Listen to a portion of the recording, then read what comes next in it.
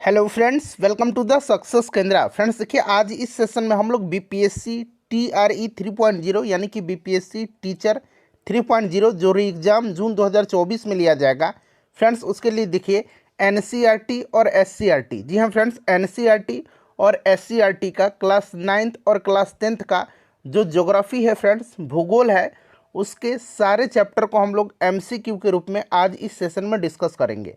इससे पहले ऑलरेडी मैंने आपको बीपीएससी टीआरई 3.0 री एग्ज़ाम 2024 के लिए NCERT SCERT class 9 to 10th मैंने आपको हिस्ट्री कवर करा दिया था। अगर आपने नहीं देखा है तो हिस्ट्री वाला ज़रूर देख लीजिएगा वीडियो, आपको लिंक डिस्क्रिप्शन बॉक्स में मिल जाएगा। मैंने पूरा प्लेलिस्ट बना दिया है, आप चैनल पर चले जाइए या फिर मैंने लिंक डिस्क्रिप्शन में प्लेलिस्ट का दे दिया है, कमेंट बॉक्स में भी मैंने पिन कर दिया है, वहाँ पर जा करके आप प्लेलिस्ट ओपन करके सभी वीडियोज़ को देख सकते हैं। फ्रेंड्स, अगर आप चैनल पर पहली बार विजिट कर रहे हैं तो प्लीज़ चैनल को सब्सक्राइब कर लीजिए और जो बगल में बेल आइकन है, घंटी का निशान है, उसको भी ज़रूर दबा लीजिएगा, ताकि जब भी बीपीएससी टीआरई 3.0 या फिर 4.0 से संबंधित कोई भी इंपॉर्टेंट वीडियो अपलोड किया जाए तो उसका नोटिफिकेशन सबसे पहले आपके पास पहुंच जाए। तो चलिए फ्रेंड्स, बिना देरी किए हुए सेशन आज के स्टार्ट करते हैं। एक बार सभी लोग प्लीज़ जल्दी से सेशन को लाइक कर दीजिए और इसका लिंक फटाफट किसी भी एक ग्रुप में जहाँ कहीं भी आप हैं वहाँ पर शेयर कर दीजिए। तो चलिए फ्रेंड्स, सेशन आज का अब हम लोग स्टार्ट करते हैं। तो फ्रेंड्स, जैसे मैंने आपको बताया है कि आज इस सेशन में हम लोग बीपीएससी टीचर 3.0 री एग्ज़ाम 2024 के लिए एनसीईआरटी और एससीईआरटी, जी हाँ फ्रेंड्स, एनसीईआरटी और SCERT class 9 to class 10th का जो ज्योग्राफी बुक है फ्रेंड्स, उसके सारे चैप्टर को हम लोग इस सेशन में एमसीक्यू के रूप में डिस्कस करेंगे। और इसी प्रकार से मैंने आपको क्लास 9th और क्लास 10th का एनसीईआरटी एससीईआरटी हिस्ट्री मैंने कंप्लीट करा दिया है। अगर आपने हिस्ट्री वाला वीडियो नहीं देखा है तो ज़रूर देख लीजिएगा। फ्रेंड्स देखिए, इस सेशन को बनाने में 4 से 5 घंटे का मेरा महत्वपूर्ण समय लगा हुआ है। सो फ्रेंड्स, प्लीज़ सेशन को लाइक ज़रूर किया करें, आपका एक लाइक हमें काफ़ी मोटिवेट करता है। यहाँ पर आप देख सकते हैं फ्रेंड्स, एनसीईआरटी एवं एससीईआरटी के क्लास 9th और 10th के पाठ्यक्रम पर आधारित chapter wise MCQ for BPSC TRE 3.0 री एग्ज़ाम 2024। यहाँ पर देखिए कक्षा 9 और चैप्टर का नाम है भारत, भूमि और लोग, और यह पहला अध्याय है और इस अध्याय का नाम है स्थिति एवं विस्तार। थोड़ा सा मैं जूम कर रहा हूँ ताकि प्रश्न आपको स्पष्ट रूप से दिखाई दे। चलिए, पहला प्रश्न पढ़ेंगे कि क्षेत्रफल की दृष्टि से भारत का विश्व में कौन सा स्थान है। देखिए, आंसर सबको कमेंट करते चलना, वैसे क्या होगा कि आपको रिवीजन होगा, ठीक है ना, आपका बेहतरीन तरीके से रिवीजन होते चलेगा। तो सब लोग आंसर कमेंट करिएगा, बताइए क्षेत्रफल की दृष्टि से भारत का विश्व में कौन सा स्थान है। अच्छा, अगर हम बात करते हैं भारत के क्षेत्रफल के बारे में तो ये भी आपको याद रखना है कि भारत का क्षेत्रफल कितना है। तो 32 लाख, यहाँ मैं लिख रहा हूँ 32,87,263 वर्ग किलोमीटर है, ठीक है। और क्षेत्रफल की दृष्टि से भारत का स्थान विश्व में 7वां है। पहले स्थान पर आपको पता है रसिया है, दूसरे स्थान पर कनाडा है और तीसरा स्थान पर संयुक्त राज्य अमेरिका है। तो ये कम से कम टॉप 3 कंट्रीज़ का नाम ज़रूर याद रखिएगा। चलिए फ्रेंड्स, उसके बाद नेक्स्ट क्वेश्चन हमारा कि भारत के अक्षांशीय एवं देशांतरीय विस्तार में लगभग कितने डिग्री का अंतर है। भारत के अक्षांशीय एवं देशांतरीय विस्तार में लगभग कितने डिग्री का अंतर है। बड़ा ही इंपॉर्टेंट क्वेश्चन है, बताइए फ्रेंड्स इसका राइट आंसर क्या हो जाएगा। बहुत ही इंपॉर्टेंट क्वेश्चन है। तो देखिए फ्रेंड्स, लगभग 30 डिग्री का अंतर है। भारत के अक्षांशीय एवं देशांतरीय विस्तार में 30 डिग्री का अंतर है, इसे आप जरूर याद रखिएगा। देखिए, भारत की स्थलीय सीमा से, देखिए भारत की स्थलीय सीमा रेखा तटीय सीमा रेखा से लगभग कितनी बड़ी है। अच्छा, स्थलीय सीमा रेखा की बात करते हैं तो सबसे पहले थोड़ा बहुत बेसिक जानकारी मैं आपको बता देता हूँ। देखिए, भारत जो है 7 देशों के साथ स्थलीय सीमा साझा करता है, ठीक है, 7 देशों के साथ, इस चीज़ को आप याद रखिएगा। आगे मैं आपको कंट्रीज़ का भी नाम बताऊँगा, ठीक है ना। और देखिए, भारत का जो स्थलीय सीमा रेखा है ये लगभग 15,100 समथिंग है, ठीक है ना, 15,000 मान करके चलिए, 15,100 कुछ किलोमीटर है, ठीक है। और जो आपका तटीय सीमा रेखा है ये आपका 7516.6 किलोमीटर है, ठीक है ना, 7516। तो लगभग कितना का अंतर है, 15,000 और इधर 7,500, तो लगभग दुगुनी का अंतर है ना, तो दुगुना राइट आंसर हो जाएगा। क्लियर। चलिए फ्रेंड्स, उसके बाद देखिएगा कि भारत एवं चीन के बीच की सीमा रेखा का नाम क्या है। भारत और चीन के बीच की सीमा रेखा का नाम क्या है? तो ये मैकमोहन रेखा है, मैकमोहन लाइन है। रेड क्लिफ लाइन भारत और पाकिस्तान के बीच की है। चलिए उसके बाद देखिएगा कि 23.5 डिग्री उत्तरी अक्षांश को क्या कहते हैं। बड़ा ही इंपॉर्टेंट क्वेश्चन है। 23.5 डिग्री उत्तरी अक्षांश और 23.5 डिग्री दक्षिणी अक्षांश, दोनों को याद रखिएगा, ठीक है ना। अब यहाँ पर देख लीजिए फ्रेंड्स, 23.5 डिग्री उत्तरी अक्षांश जो है इसको कर्क रेखा कहा जाता है। और कर्क रेखा जो है ये भारत के 8 राज्यों से होकर के गुजरती है। कौन कौन से राज्य हैं जरा आप उंगली पर काउंट करिए इनका नाम, 8 राज्यों का। गुजरात, राजस्थान, मध्य प्रदेश, छत्तीसगढ़, झारखंड, पश्चिम बंगाल, त्रिपुरा और मिजोरम, ठीक है ना। अच्छा, 23.5 डिग्री दक्षिणी अक्षांश को जो है मकर रेखा कहा जाता है, इसे भी आप ध्यान रखिएगा, ठीक है। चलिए अगला प्रश्न करेंगे कि भारतीय मानक समय ग्रीनविच स्टैंडर्ड टाइम से कितने घंटे का अंतर है। भारतीय मानक समय जरा ध्यान दीजिए।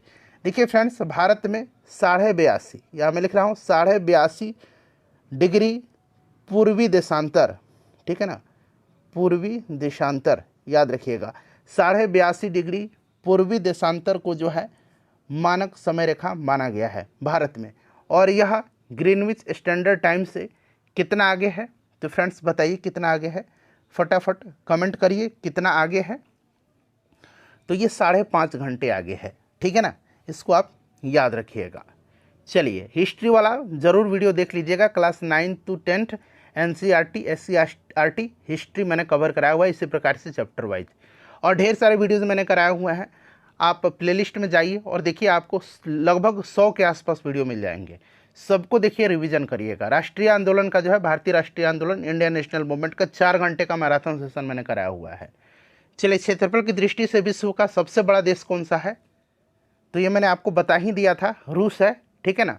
रूस के बाद कनाडा और फिर संयुक्त राज्य अमेरिका है। चलिए भारत में कुल कितने केंद्र शासित प्रदेश है?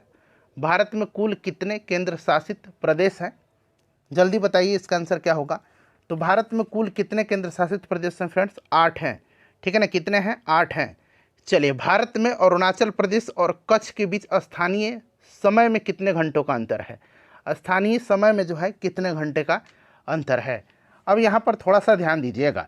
देखिए फ्रेंड्स, भारत में अगर हम बात करते हैं तो देखिए, गुजरात से अरुणाचल प्रदेश के बीच अंतर लगभग 29 डिग्री देशांतर का है। कितना? 29 डिग्री देशांतर का लगभग अंतर है।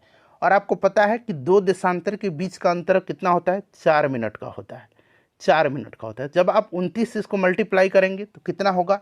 ये आपका 9 चौके 36, हासिल 3, 4 दूना 8 और 3 11, 116 मिनट होगा।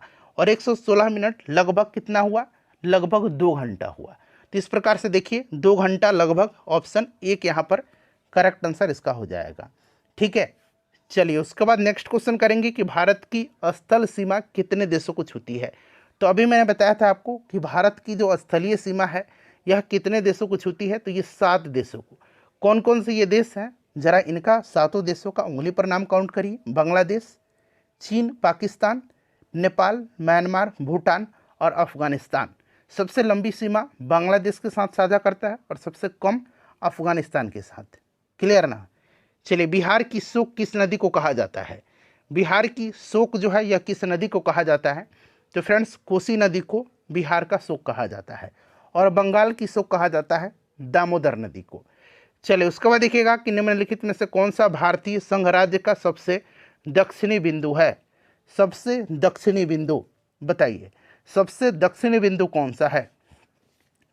तो देखिए इसमें सबसे दक्षिणी बिंदु जो है ये इंदिरा पॉइंट है, सबसे दक्षिणी बिंदु। और सबसे उत्तरी बिंदु पूछेगा तो ये इंदिरा कॉल होगा। नेक्स्ट क्वेश्चन है कि निम्नलिखित में से क्षेत्रफल के आधार पर भारत का सबसे बड़ा, क्षेत्रफल के आधार पर ध्यान रखिएगा, क्षेत्रफल के आधार पर भारत का सबसे बड़ा और सबसे छोटा राज्य क्रमशः कौन सा है? क्षेत्रफल के हिसाब से सबसे बड़ा और सबसे छोटा राज्य कौन सा है? तो सबसे बड़ा राज्य जो है क्षेत्रफल के हिसाब से ये राजस्थान है। कौन सा है? राजस्थान है, ठीक है ना। और सबसे छोटा कौन सा है? सबसे छोटा कौन सा है बताइए। तो देखिए फ्रेंड्स, सबसे छोटा जो है ना ये आपका गोवा है, ठीक है, क्षेत्रफल के हिसाब से। वहीं अगर जनसंख्या के हिसाब से बात करते हैं तो सबसे बड़ा उत्तर प्रदेश है और सबसे छोटा जो है ये कौन सा है? सिक्किम है, ठीक है ना, याद रखिएगा। चलिए फ्रेंड्स, अब हम लोग आगे बढ़ते हैं अगला प्रश्न करेंगे कि देखिए निम्नलिखित में से कौन से भारतीय राज्य या केंद्र शासित प्रदेश चीन की सीमा को स्पर्श करते हैं। भारतीय राज्य भी है या केंद्र शासित प्रदेश जो है चीन के साथ सीमा स्पर्श करते हैं, और यहाँ से आपको आंसर चुन करके बताने हैं। अब यहाँ पर देखिए चीन के साथ जो भारतीय राज्य सीमा साझा करते हैं ये कौन कौन से हैं। अरुणाचल प्रदेश है, सिक्किम है, उत्तराखंड है और हिमाचल प्रदेश है। तो हिमाचल प्रदेश, उत्तराखंड और सिक्किम दिया गया है, यानी कि 1, 2 और यहाँ पर देखिए 4 राइट आंसर होगा। ठीक है ना, 1, 2 और 4। लद्दाख जो है केंद्र शासित प्रदेश ये बाउंड्री शेयर करता है चीन के साथ। ठीक है, जम्मू कश्मीर नहीं करता अब। तो राइट आंसर इसका क्या होगा, 1, 2 और 4 होगा। ठीक है ना, ऑप्शन नंबर 3 राइट आंसर होगा इसका।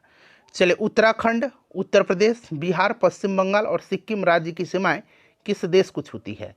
अब यहाँ पर थोड़ा सा कॉमन सेंस लगाइए। देखिए यहाँ बिहार शब्द है, और बिहार आपको पता है कि किस देश से सीमा सटता है बिहार का, तो नेपाल के साथ। आसानी से इसको आप चयन कर सकते हैं। और देखिए अब प्रश्न यहाँ से बनता है कि बिहार के कितने जिले जो हैं नेपाल के साथ सीमा साझा करते हैं। बिहार के कितने जिले नेपाल के साथ सीमा साझा करते हैं, तो 7 जिले। कल ही मैंने बिहार का ज्योग्राफी कराया हुआ है। 1992 से लेकर के अब तक बीपीएससी के द्वारा जितने भी प्रश्न पूछे गए हैं बिहार के ज्योग्राफी का, उनको एक ही वीडियो में कल मैंने कवर कराया हुआ है। बिहार का इतिहास करा दिया है मैंने, साइंस में फिजिक्स, केमिस्ट्री, बायोलॉजी करा दिया है मैंने, आपको मॉडर्न हिस्ट्री करा दिया है। कल मैं आपको इंडियन ज्योग्राफी करा दूंगा, फिर मैं आपको वर्ल्ड ज्योग्राफी करा दूंगा, करंट अफेयर्स कराऊंगा, सब कुछ कंप्लीट कराऊंगा यहाँ पर। ठीक है, बताइए। तो 7 जिले जो हैं बिहार के नेपाल से सटते हैं, कौन कौन से जिले हैं। तो सबसे पहले देखिए सीतामढ़ी, पूर्वी चंपारण, पश्चिम चंपारण 3 जिला हो गया, किशनगंज 4, अररिया 5, सुपौल 6, मधुबनी 7।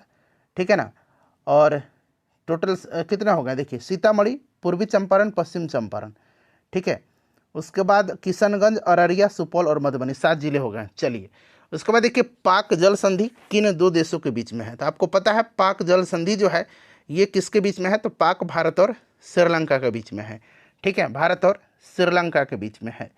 चलिए, अब अगला प्रश्न है हमारा कि निम्नलिखित में से हिमालय के किस भाग को आंतरिक हिमालय के नाम से जाना जाता है। आंतरिक हिमालय के नाम से जाना जाता है। आंतरिक हिमालय के नाम से जाना जाता है बृहद हिमालय या फिर महान हिमालय। ठीक है ना, बृहद हिमालय या फिर महान हिमालय। तो ऑप्शन नंबर यहाँ पर 3 इसका राइट आंसर हो जाएगा। चलिए फ्रेंड्स, अब देखिए अगला चैप्टर आ गया, अध्याय 2 भौतिक स्वरूप। देखिए अब प्रश्न क्या कर रहा है कि भारत के संपूर्ण क्षेत्रफल का कितना प्रतिशत भूभाग मैदानी है।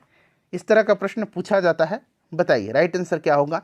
तो देखिए पूछा गया है कि भारत के संपूर्ण क्षेत्रफल का कितना प्रतिशत भूभाग मैदानी है, तो लगभग 43% मैदानी भाग है। उसके बाद देखिएगा 11% लगभग पर्वतीय है, 18% लगभग पहाड़ी है और 28% जो है लगभग क्या है, पठारी है। ठीक है ना, कभी कभी डायरेक्टली आपको 29% पर्वतीय लिख दिया जाएगा इन दोनों को मिला करके। ठीक है, तो ये अलग अलग याद रखिएगा। 43% जो है आपका मैदानी है, 11% जो है ये पर्वतीय है, 18% पहाड़ी है और 28% जो है ये पठारी है। चलिए, उसके बाद देखिएगा कि पूर्व में भूमंडल पर केवल एक ही भूखंड था, जिसे किस नाम से जाना जाता था। तो पहले जो था भूमंडल पर केवल एक ही भूखंड हुआ करता था, जिसको किस नाम से जाना जाता था, तो फ्रेंड्स उसको जाना जाता था पैंजिया के नाम से। उसको पैंजिया के नाम से जाना जाता था, उसको पैंजिया के नाम से जाना जाता था। अगला प्रश्न है कि सिपकिला दर्रा जो है यह भारत के किस राज्य में है। सिपकिला दर्रा भारत के किस राज्य में है। सिपकिला जो है फ्रेंड्स ये कहाँ पर है, तो देखिए सिपकिला हिमाचल प्रदेश में। सिपकिला दर्रा, रोहतांग दर्रा और बारालाचा दर्रा ये हिमाचल प्रदेश में है। सिक्किम में नाथुला दर्रा है, जलजपला दर्रा है। उत्तराखंड में नीति दर्रा, माना दर्रा और लिपुलेख दर्रा है। ठीक है, चलिए उसके बाद देखिए नाथुला दर्रा किस राज्य में है, तो अभी मैंने बताया था आपको नाथुला कहाँ पर है, सिक्किम में है। देखिए माउंट एवरेस्ट की ऊंचाई वर्तमान में कितनी है। माउंट एवरेस्ट की ऊंचाई जो है ये वर्तमान में कितनी है, तो देखिए माउंट एवरेस्ट की ऊंचाई जो है ये 8,848.86 मीटर है। 8,848.86 मीटर है, ये वाला आप एग्जैक्ट याद रखिएगा। ठीक है ना, चलिए उसके बाद हम लोग अगला प्रश्न करेंगे कि भारत की सबसे लंबी चोटी का नाम क्या है। मैं चाहता हूं कि इसका आंसर आप लोग मुझे कमेंट करके बताएं। ठीक है ना, कि भारत की सबसे लंबी चोटी का नाम क्या है। वैसे विश्व की सबसे ऊंची चोटी आपको पता है माउंट एवरेस्ट है। इसका आंसर आप लोग मुझे फ्रेंड्स कमेंट करके बताइए। चलिए अगला प्रश्न है कि भारत की दक्षिणतम बिंदु को क्या कहा जाता है। तो अभी मैंने आपको बताया था कि भारत का जो दक्षिणतम बिंदु है उसको क्या कहा जाता है, तो फ्रेंड्स उसको इंदिरा पॉइंट कहा जाता है, और सबसे उत्तरी बिंदु को इंदिरा कॉल कहा जाता है। देखिए विश्व प्रसिद्ध कांगड़ा एवं कुल्लू घाटी स्थित है। कांगड़ा एवं कुल्लू घाटी स्थित है। कांगड़ा एवं कुल्लू घाटी स्थित है। बताइए कांगड़ा एवं कुल्लू घाटी जो है यह लघु हिमालय का हिस्सा है। यह लघु हिमालय में है, यानी कि मध्य हिमालय या फिर लघु हिमालय का हिस्सा है। ठीक है, तो इसको आप याद रखिएगा। चलिए उसके बाद नेक्स्ट क्वेश्चन है कि विश्व प्रसिद्ध कश्मीर घाटी और डल झील अभयारण्य अवस्थित है। विश्व प्रसिद्ध कश्मीर घाटी और डल झील जो है यह अवस्थित है। बताइए, तो देखिए ये जो कश्मीर घाटी है और डल झील जो है यह पीर पंजाल और ग्रेट हिमालय के बीच में है। पीर पंजाल और ग्रेट हिमालय यानी कि बृहद हिमालय के बीच में है। तो यहाँ पर इसका राइट आंसर आपका 3 हो जाएगा। ठीक है, चलिए फ्रेंड्स उसके बाद नेक्स्ट क्वेश्चन कर लेंगे। अगला प्रश्न है कि कश्मीर हिमालय में हिमनद चिकनी मिट्टी के मोटे निक्षेप तथा दूसरे पदार्थों का हिमोड़ यानी कि मोरेंस के रूप में जमाव को क्या कहा जाता है। बताइए कश्मीर हिमालय में हिमनद चिकनी मिट्टी के मोटे निक्षेप तथा दूसरे पदार्थों का जो मोरेंस के रूप में जमाव जो होता है उसको क्या कहा जाता है। तो फ्रेंड्स उसको करेवा कहा जाता है।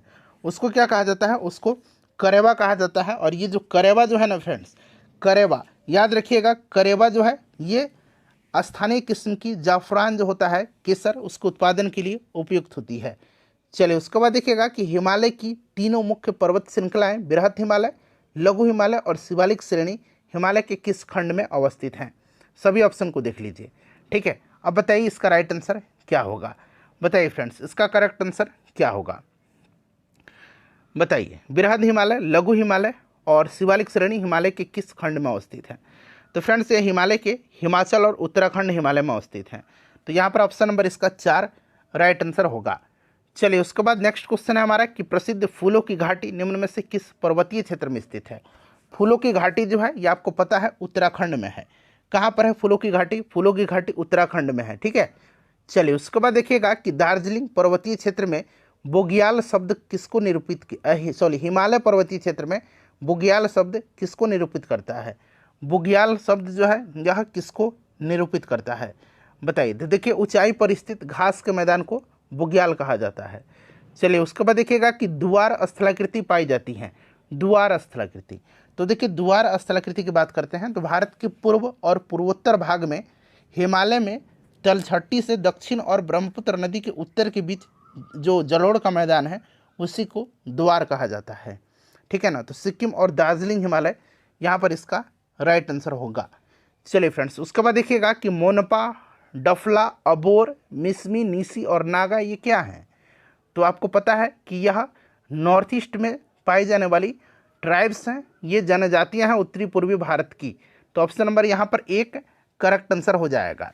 फ्रेंड्स हम लोग सेशन को थोड़ा जल्दी में कवर करेंगे। ठीक है ना, प्रश्नों की संख्या बहुत ही ज़्यादा है। चलिए तो कोशिश करना है 1 घंटे सवा घंटे में इसको हम लोग कंप्लीट कर लें। चलिए फ्रेंड्स उसके बाद देखिए बराक नदी किन राज्यों की एक महत्वपूर्ण नदी है। बराक नदी की बात करते हैं तो देखिए बराक नदी जो है यह किन राज्यों में बहती है, तो मणिपुर, नागालैंड, मिजोरम और असम में बहती है। और ये ब्रह्मपुत्र की सहायक नदी है। बांग्लादेश में इसको सुरमा नदी के नाम से जाना जाता है। ठीक है ना, तो बराक नदी किन राज्यों की एक महत्वपूर्ण नदी है बताइए। तो फ्रेंड्स मणिपुर और मिजोरम, नागालैंड और असम, मैंने बताया था ना। चलिए देखिए उत्तर पूर्व के किस राज्य को मोलेसिस बेसिन कहा जाता है। उत्तर पूर्व के किस राज्य को मोलेसिस बेसिन कहा जाता है बताइएगा।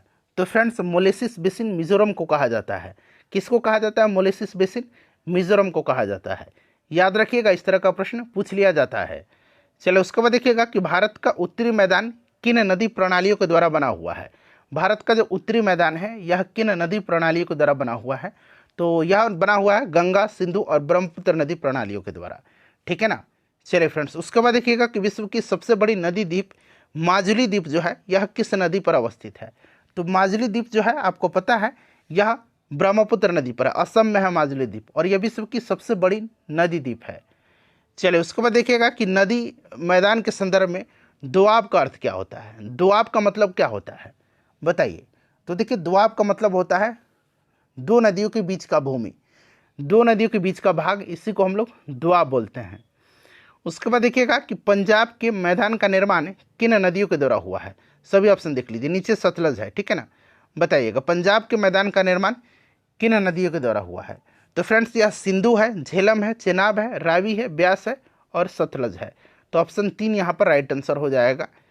चलिए प्रायद्वीपीय पठार से संबंधित दक्कन ट्रैप क्या है, प्रायद्वीपीय पठार से संबंधित दक्कन ट्रैप जो है ये आपसे पूछा जा रहा है, बताइए राइट आंसर इसका क्या होगा।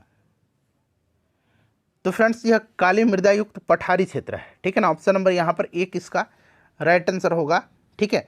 चलिए उसके बाद नेक्स्ट क्वेश्चन है, देखिए कि निम्नलिखित में से कौन सी पहाड़ियाँ पश्चिमी घाट के अंतर्गत शामिल हैं।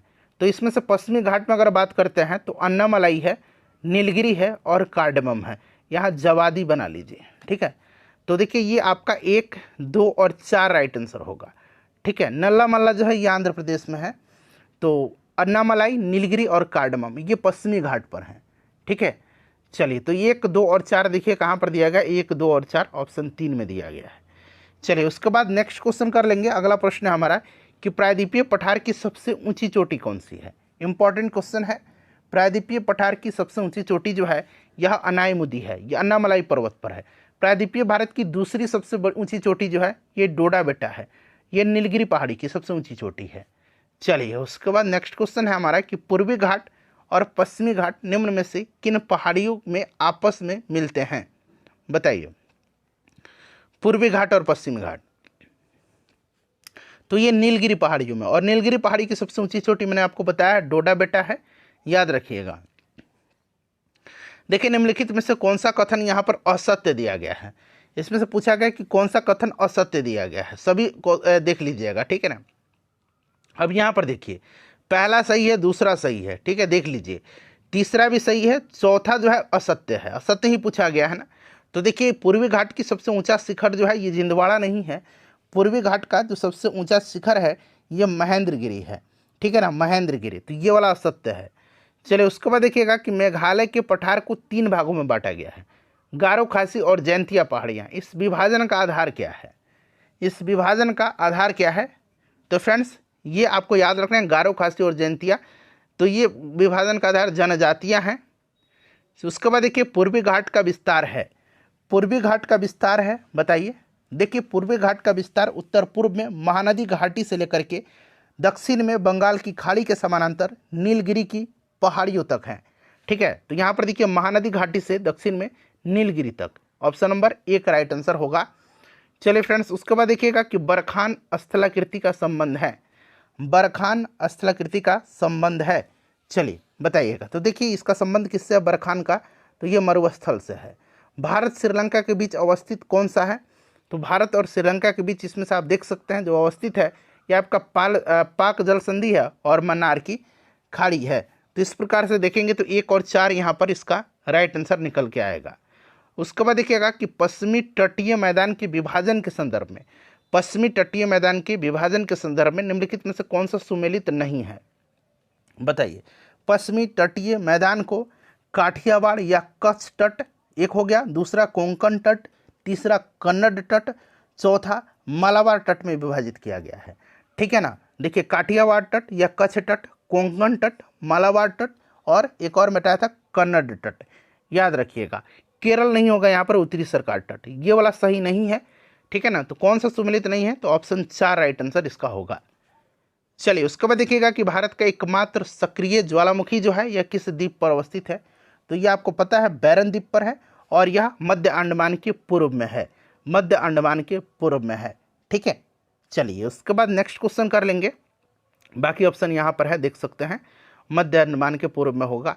देखिए 10 डिग्री चैनल पृथक करता है, अब यहाँ पर ध्यान से सुनिएगा, एक है 8 डिग्री चैनल, एक है 9 डिग्री चैनल, दोनों को भी ध्यान रखिएगा। 8 डिग्री मालदीव और मिनिकोय के मध्य है, ठीक है, मालदीव और मिनिकोय के मध्य। 9 डिग्री जो है यह आपका लक्षद्वीप और मिनिकोय के मध्य में है, और 10 डिग्री जो है यह आपका छोटा अंडमान और कार निकोबार के मध्य में है, छोटा अंडमान और कार निकोबार के मध्य में। ठीक है, तो अंडमान को निकोबार से यह अलग करता है। अंडमान निकोबार द्वीप समूह में किस प्रकार के वन पाए जाते हैं? अंडमान निकोबार द्वीप समूह में किस प्रकार के वन पाए जाते हैं? चलिए बताइएगा, राइट आंसर इसका क्या होगा? करेक्ट आंसर बताइए, किस प्रकार के वन पाए जाते हैं?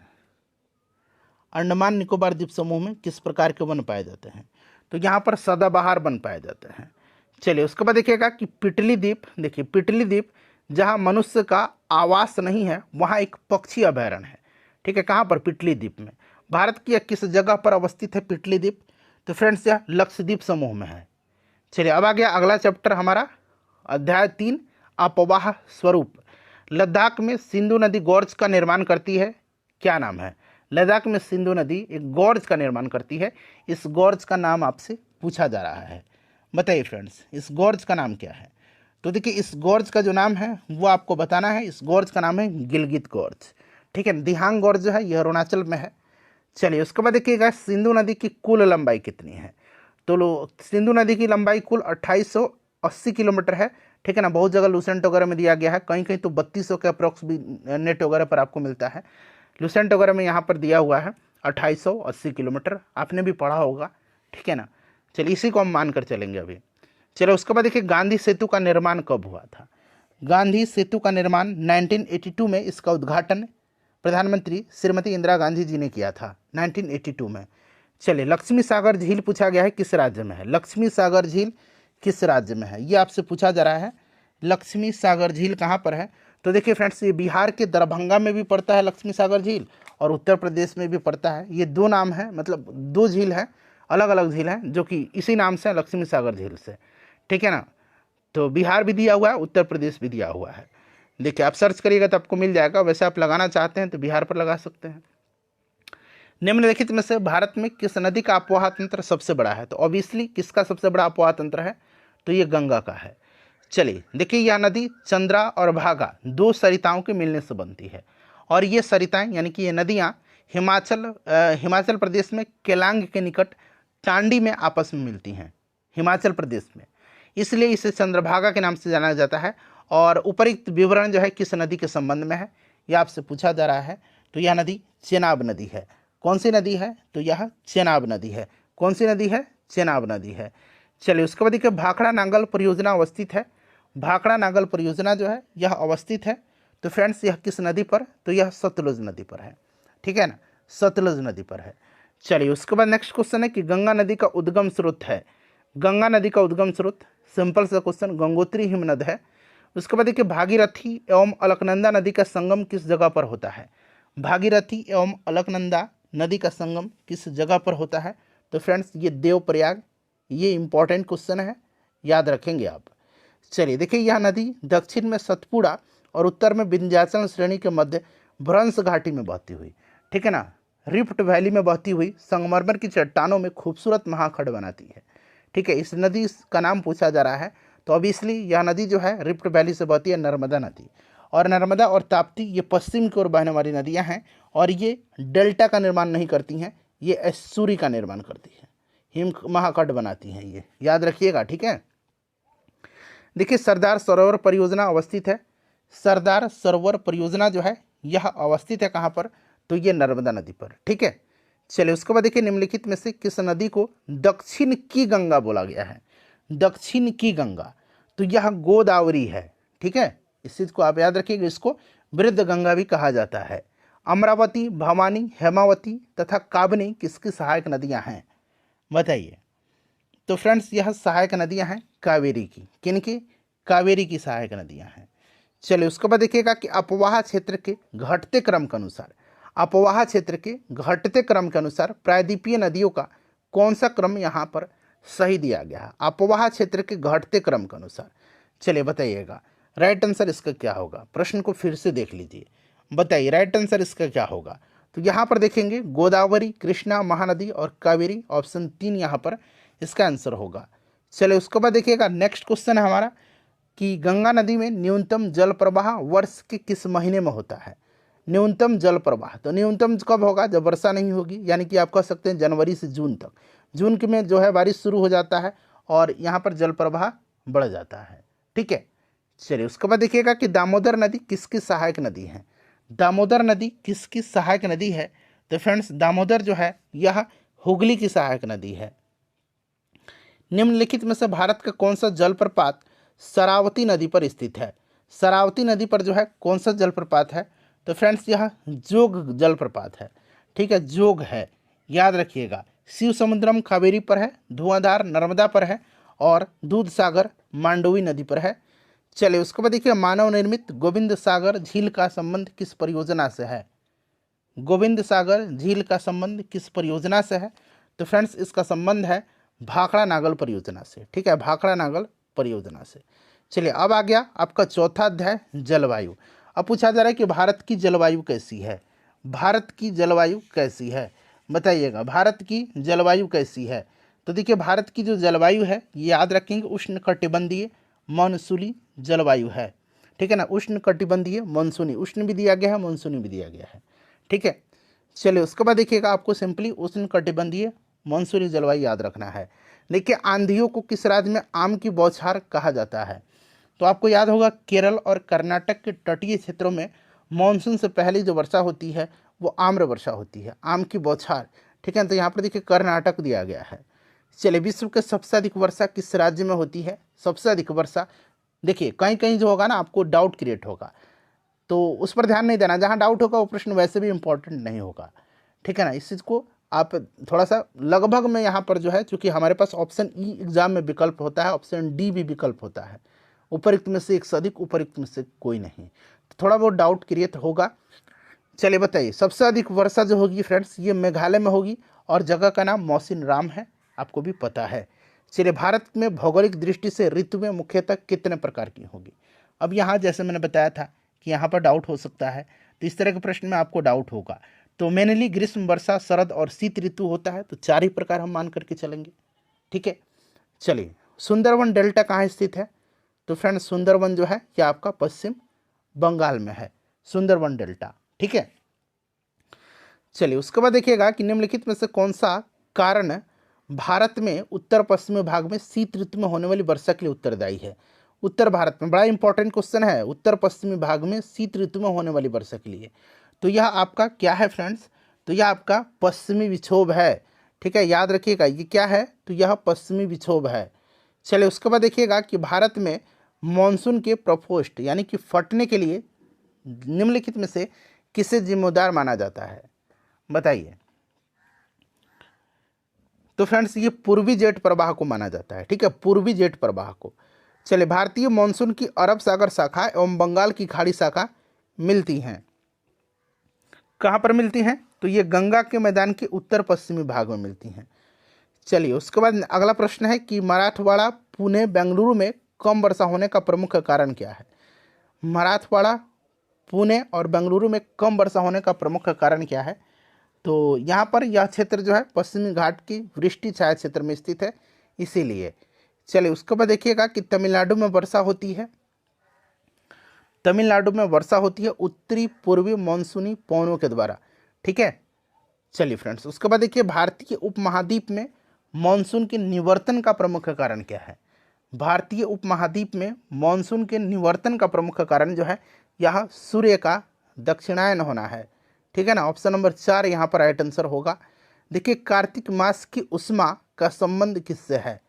कार्तिक मास की उष्मा का संबंध किससे है? तो फ्रेंड्स इसका संबंध मानसून निवर्तन से है। देखिए शीत ऋतु में गोदावरी कृष्णा एवं कावेरी नदियों के डेल्टाई प्रदेशों में आने वाले उष्णकटिबंधीय चक्रवात किस महासागर या किस सागर में उत्पन्न होते हैं? शीत ऋतु में गोदावरी कृष्णा कावेरी नदियों में जो नदियों के डेल्टाई प्रदेश में आने वाले उष्णकटिबंधीय चक्रवात किस महासागर में उत्पन्न होते हैं? तो ये अंडमान सागर है। आप बंगाल की खाड़ी आपने पढ़ा होगा, ठीक है ना, तो अंडमान सागर बंगाल की खाड़ी में है। चलिए उसके बाद देखिएगा कि ग्रीष्म ऋतु में आने वाली कुछ स्थानीय तूफानों और उनके लाभान्वित फसलों के संदर्भ में कौन सा युग्म सुमेलित है? अब यहाँ पर सुमेलित करते हैं हम। ठीक है, तो देखिए आम्र वर्षा, आम, फूलों की बौछार, कहवा, ठीक है, और काल बैसाखी, चाय पटसन।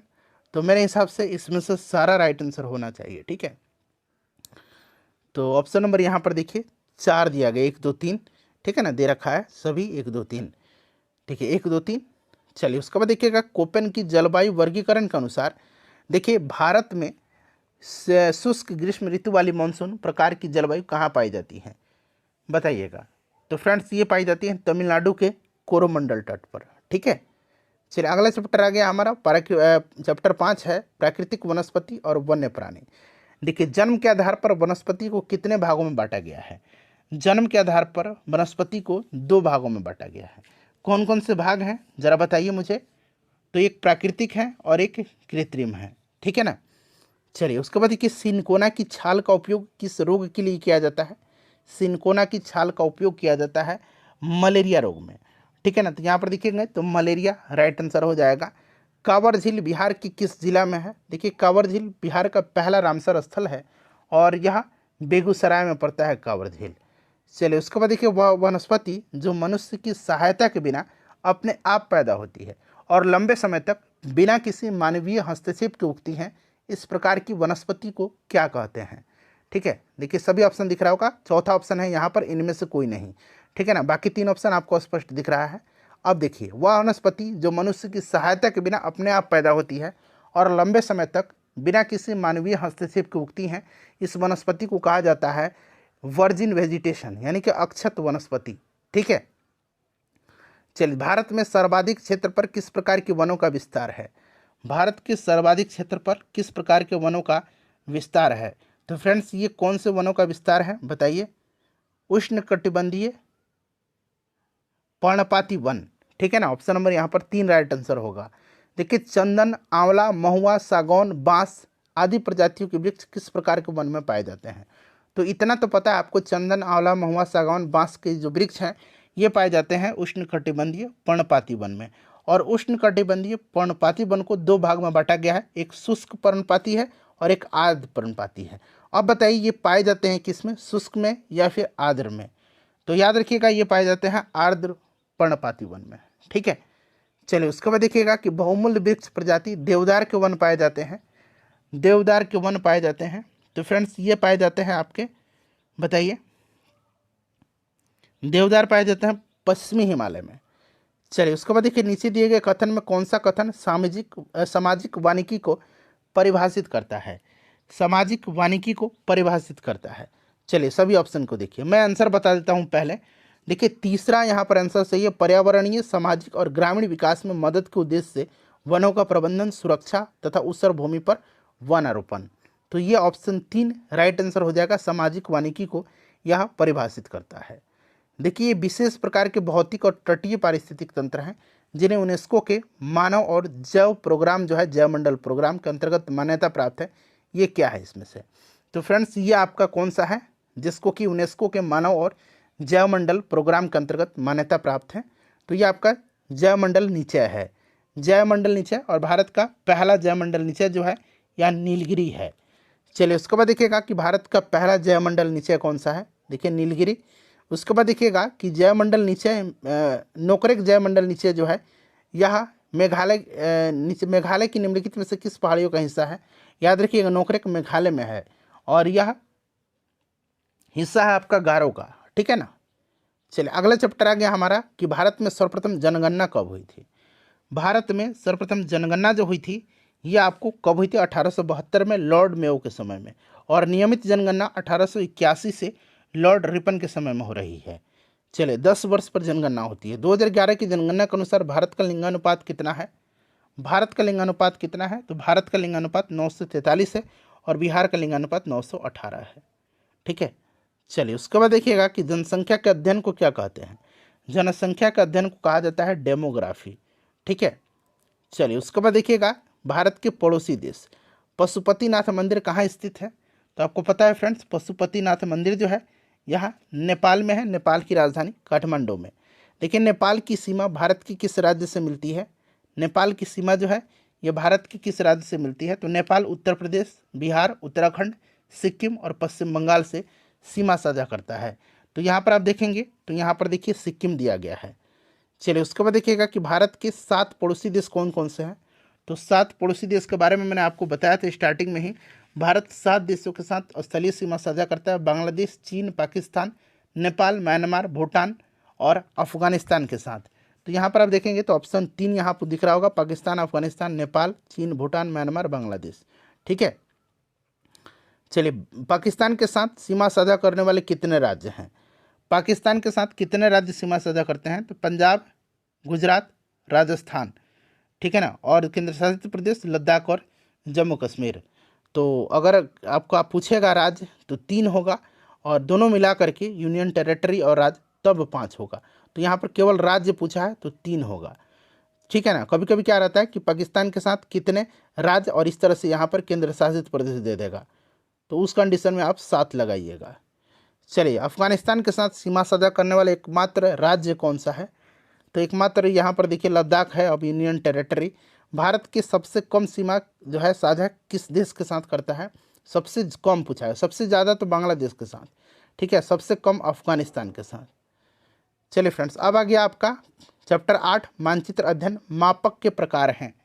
मापक के प्रकार आपसे पूछे जा रहे हैं, बताइए मापक के प्रकार हैं।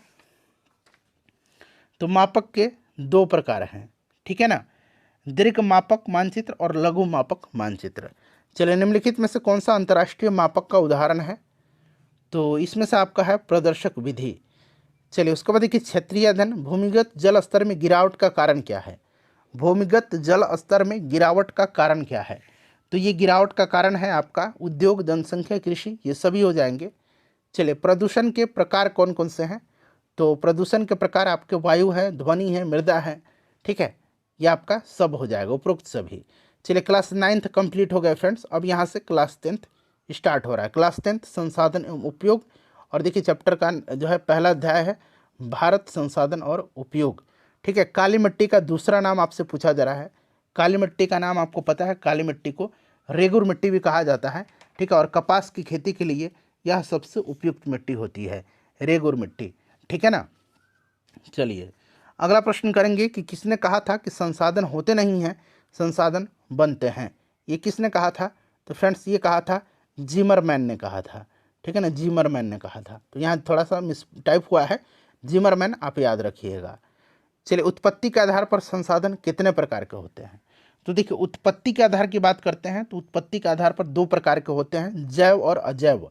जैव और अजैव, ठीक है, ये उत्पत्ति के आधार पर हो गया। चलिए, उपयोगिता के आधार पर संसाधन कितने प्रकार के होते हैं? तो उपयोगिता के आधार पर भी 2 प्रकार के होते हैं, एक नवीकरणीय और दूसरा अनवीकरणीय। चलिए, अब आ गया स्वामित्व के आधार पर संसाधन कितने प्रकार के होते हैं? तो स्वामित्व के आधार पर भी 4 प्रकार के होते हैं। स्वामित्व के आधार पर 4 प्रकार के होते हैं, ठीक है, कौन कौन से? तो व्यक्तिगत, समुदाय, स्वामित्व वाले, राष्ट्रीय और अंतर्राष्ट्रीय। चलिए, विकास की स्थिति के आधार पर संसाधन कितने प्रकार के होते हैं? विकास की स्थिति के आधार पर तो ये 4 प्रकार के होते हैं, कौन कौन से? तो संभावित, विकसित, भंडारित और आरक्षित, ठीक है। चलिए, सौर ऊर्जा किस प्रकार का संसाधन है? सौर ऊर्जा, सौर ऊर्जा जो है ये नवीकरणीय है। सौर ऊर्जा कैसा है? सौर ऊर्जा नवीकरणीय है, ठीक है। चलिए, उसके बाद देखिएगा कि तट रेखा से कितने किलोमीटर क्षेत्र सीमा अपवर्जक आर्थिक क्षेत्र कहलाते हैं? तट रेखा से कितने किलोमीटर क्षेत्र सीमा अपवर्जक आर्थिक क्षेत्र कहलाते हैं? तो फ्रेंड्स, ये कहलाता है 200 किलोमीटर। चलिए, अगला प्रश्न है कि कोयला किस प्रकार का संसाधन है? नवीकरणीय है या अनवीकरणीय है? इन्हीं दोनों में डिसाइड कर लीजिए। तो अनवीकरणीय है, ठीक है। चलिए, बाकी ऑप्शन यहाँ पर दिया गया है। डाकुओं की अर्थव्यवस्था का संबंध किससे है? डाकुओं की अर्थव्यवस्था बताइए। तो फ्रेंड्स, संसाधन के दोहन से है, ठीक है।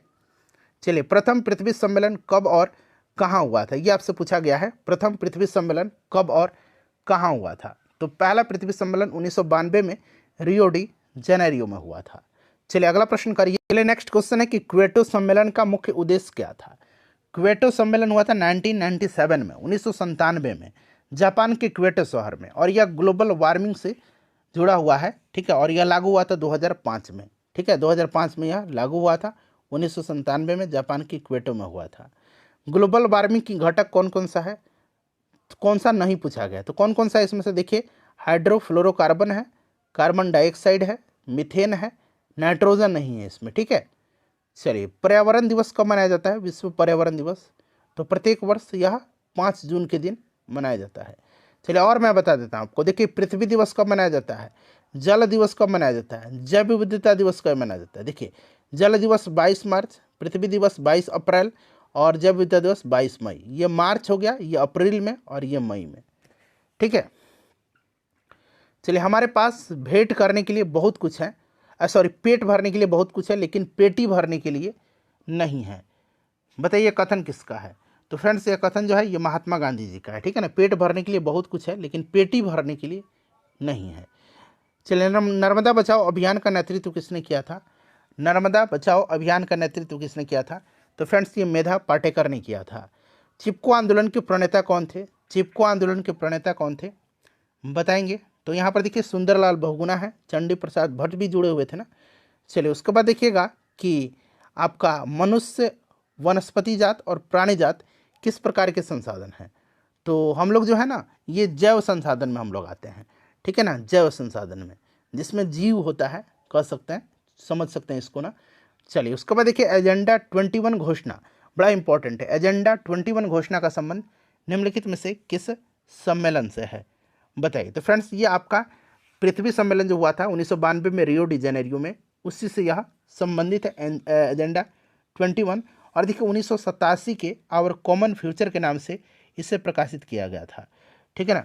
आगे आपको मिलेगा, देखिए ये ब्रटलैंड आयोग रिपोर्ट है, ठीक है ना। 1987 इसी की मैं बात कर रहा था। 1987 में जो है आवर कॉमन फ्यूचर के नाम से इसको प्रकाशित किया गया था।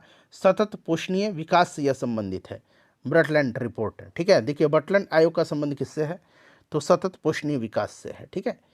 चलिए उसके बाद देखिएगा कि निम्नलिखित में से कौन सी मानवीय क्रिया भूमि निम्नीकरण के लिए उत्तरदायी है। तो देखिए यहाँ पर भूमि उन्मूलन के लिए आप देख सकते हैं कि वन उन्मूलन भी है, खनन भी है, अत्यधिक सिंचाई भी है और अत्यधिक पशुचारण भी है।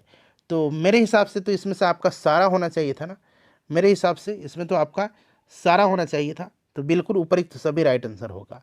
देखिए इस प्रकार की मृदाएं दक्कन पठार क्षेत्र के उत्तरी पश्चिमी भागों में पाई जाती हैं और लावाजनक शैलों से बनी हैं। उपयुक्त विवरण किस मृदा से संबंधित है। देखिए कहाँ पर, दक्कन पठार के क्षेत्र के उत्तर पश्चिमी भागों में। बताइए राइट आंसर इसका क्या होगा। तो यहाँ पर आप पूरा ऑप्शन देखिए पहले फिर बताइए। तो सिंपल सा बात है, ये काली मिट्टी है। काली मिट्टी को रेगुर मिट्टी कहा जाता है और कपास की खेती के लिए यह उपयुक्त होती है। लेटराइट मिट्टी के संबंध में निम्नलिखित में से कौन सा कथन असत्य है बताइए।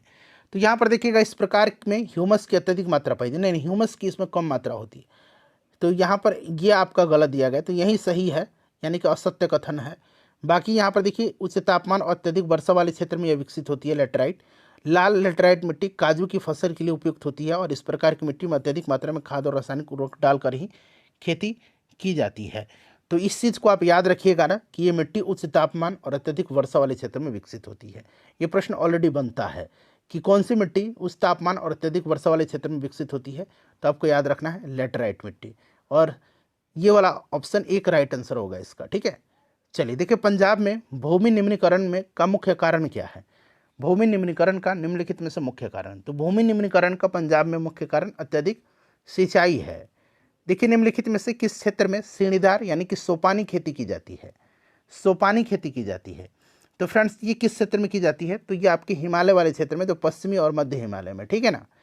चलिए उसके बाद देखिए इनमें से कौन सा टिप्पणी प्राकृतिक वनस्पति जात और प्राणी जात की ह्रास का मुख्य कारण नहीं है, मुख्य कारण नहीं है। अब देखिए मुख्य कारण नहीं है पशुचारण और ईंधन की लकड़ी एकत्रित करना, बिल्कुल ये मुख्य कारण नहीं है ह्रास के इनके। बाकी देखिए औद्योगिकरण शहरीकरण से ह्रास होगा, कृषि का प्रसार होगा तो पेड़ कटने लगेंगे कृषि के लिए, तो ये वाला नहीं होगा, ठीक है ना। ऑप्शन यहाँ पर एक राइट आंसर होगा। बीज बचाओ आंदोलन का संबंध किससे है, किस राज्य से है, तो बीज बचाओ उत्तराखंड से है। देखिए निम्नलिखित में से कौन सा संरक्षण तरीका समुदायों को सीधी भागीदारी नहीं करता है, तो ये आपका वन्य जीव अभयारण्य परिसीमन हो जाएगा। देखिए अगला चैप्टर आ गया प्राकृतिक संसाधन। देखिए असंगठित पदार्थों से निर्मित पृथ्वी के सबसे ऊपरी परत को क्या कहते हैं बताइएगा।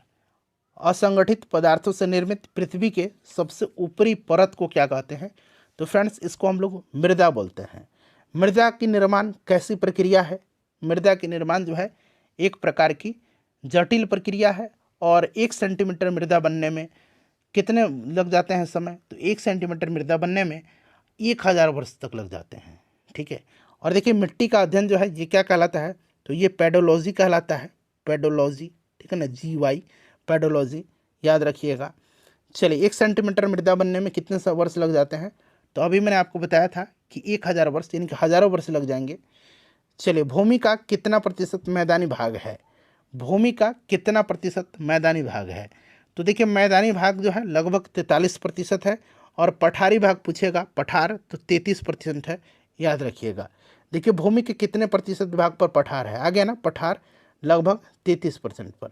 मैदानी भाग के लिए क्या उपयोगी है, तो मैदानी भाग जो होती है वहाँ पर कृषि होता है, आवास के लिए उपयोगी होता है, क्योंकि मैदानी भाग में समतल होती है, और उद्योग के लिए तो होता ही होता है। तो उपरोक्त सभी राइट आंसर होगा। पठारी भाग में क्या संचित है, तो देखिए जो पठारी भाग है ना उसमें खनिज संचित है और जीवाश्म भी संचित है, तो ऑप्शन 3 राइट आंसर होगा। चलिए बहुत लोग खनिज कहेंगे, तो खनिज के साथ साथ जीवाश्म भी है। कौन सा भाग बारहमासी नदियों के लिए सुनिश्चित हेतु पर्यटन विकास का अनुकूल मुहैया कराती है और पर्यटन विकास का अनुकूल स्थिति प्रदान करते हैं, कौन सा भाग, बताइए। तो फ्रेंड्स ये आपका हो जाएगा पर्वत, ठीक है। चलिए मृदा निर्माण में कौन से कारक संभव हैं, तो मृदा निर्माण में कौन से कारक संभव हो जाएंगे, वनस्पति, खनिज, समय, उपरोक्त सभी राइट आंसर होगा इसका। देखिए भारत में मुख्य रूप से मिट्टी कितने प्रकार पाई जाती है, अब यहाँ जैसे मैंने बताया था कन्फ्यूजन होगा थोड़ा बहुत। तो देखिए अगर हम बात करते हैं तो भारतीय कृषि अनुसंधान परिषद ने भारत में 8 प्रकार की मिट्टी की पहचान किया है, और ये पर्वतीय मिट्टी है, जलोढ़ मिट्टी, काली मिट्टी, लाल या पीली मिट्टी, लैटेराइट मिट्टी, मरुस्थलीय मिट्टी, पीट एवं दलदली मिट्टी, लवणीय मिट्टी और क्षारीय मिट्टी, ठीक है ना। तो यहाँ पर हम 8 प्रकार की यहाँ पर बात करेंगे, ठीक है। चलिए आप लोग बताइए कि आपकी क्या राय है। नदियों के जल के द्वारा बहाकर लाई गई मिट्टी क्या कहलाती है, नदियों के जल के द्वारा बहाकर के लाई गई मिट्टी जलोढ़ मिट्टी कहलाती है। जलोढ़ मिट्टी 2 प्रकार की होती है, खादर मिट्टी और बांगर मिट्टी। नवीन जलोढ़ मिट्टी को खादर कहा जाता है और पुरानी जलोढ़ मिट्टी को बांगर कहा जाता है। तो यहाँ पर देखिए खादर, बांगर और जलोढ़ सब दिया गया है, तो मेरे हिसाब से यहाँ पर हम जलोढ़ पर टिक लगाएंगे। लेकिन जब ऑप्शन आपके पास डी रहेगा और ई रहेगा तो उपरिक्त में से एक के साथ भी आप जा सकते हैं, क्योंकि यहाँ बांगर, खादर, जलोढ़ सब दिया गया है। देखिए आयु के आधार पर मिट्टी कितने प्रकार की होती है, आयु के आधार पर मिट्टी कितने प्रकार की होती हैं, बताएंगे। इसका राइट आंसर क्या होगा, तो फ्रेंड्स ये 2 प्रकार की होती हैं। पुरानी जलोढ़ मिट्टी को क्या कहते हैं, तो देखिए पुरानी जलोढ़ मिट्टी को कहा जाता है बांगर। क्या कहा जाता है, तो अभी मैंने बताया था पुरानी जलोढ़ मिट्टी को बांगर, नवीन जलोढ़ मिट्टी को खादर। किस मिट्टी में ह्यूमस की अधिकता होती है, ह्यूमस की अधिकता चिकनी मिट्टी में होती है, और चिकनी मिट्टी में ही जल धारण करने की क्षमता सबसे ज़्यादा होती है, और नमी धारण करने की क्षमता काली मिट्टी में होती है। जल धारण चिकनी मिट्टी और नमी काली मिट्टी। किस प्रकार की मिट्टी में गहन कृषि संभव है, गहन कृषि जलोढ़ मिट्टी में ही संभव है। चलिए उसके बाद देखिएगा अगला प्रश्न है कि नमी धारण करने की क्षमता किस प्रकार की मिट्टी में अधिक होती है, तो अभी मैंने बताया था आपको काली मिट्टी में, काली मिट्टी को रेगुर मिट्टी भी कहा जाता है ना। चलिए लाल या पीली मिट्टी भारत के कितने भूभाग तक फैली हुई है, लाल या पीली मिट्टी। अब देखिए यहाँ पर थोड़ा सा ध्यान दीजिए, देखिए यहाँ पर बात की जा रही है लाल और पीली मिट्टी के बारे में, तो देखिए याद रखेंगे, देखिए लाल या पीली मिट्टी जो है ना, यह लाल रंग इसका होता है लौह ऑक्साइड की उपस्थिति के कारण, लेकिन जलयोजित रूप में यह पीली दिखाई देती है, ठीक है। 7.2 हेक्टेयर। देखिए किस प्रकार की मिट्टी का निर्माण उच्च तापमान एवं अत्यधिक वर्षा वाले क्षेत्र में हुआ, मैंने बताया था ना, इसको ध्यान रखिएगा। लैटेराइट मिट्टी मैंने आपको बताया था, ठीक है ना। लैटेराइट मिट्टी, किस प्रकार की मिट्टी का निर्माण उच्च तापमान और अत्यधिक वर्षा वाले क्षेत्र में होता है, तो फ्रेंड्स ये लैटेराइट मिट्टी मैंने आपको बताया था। चलिए मिट्टी का लाल रंग किस खनिज की अधिकता के कारण होता है, तो लौह ऑक्साइड के कारण, यहाँ पर देखिए लोहा दिया गया है।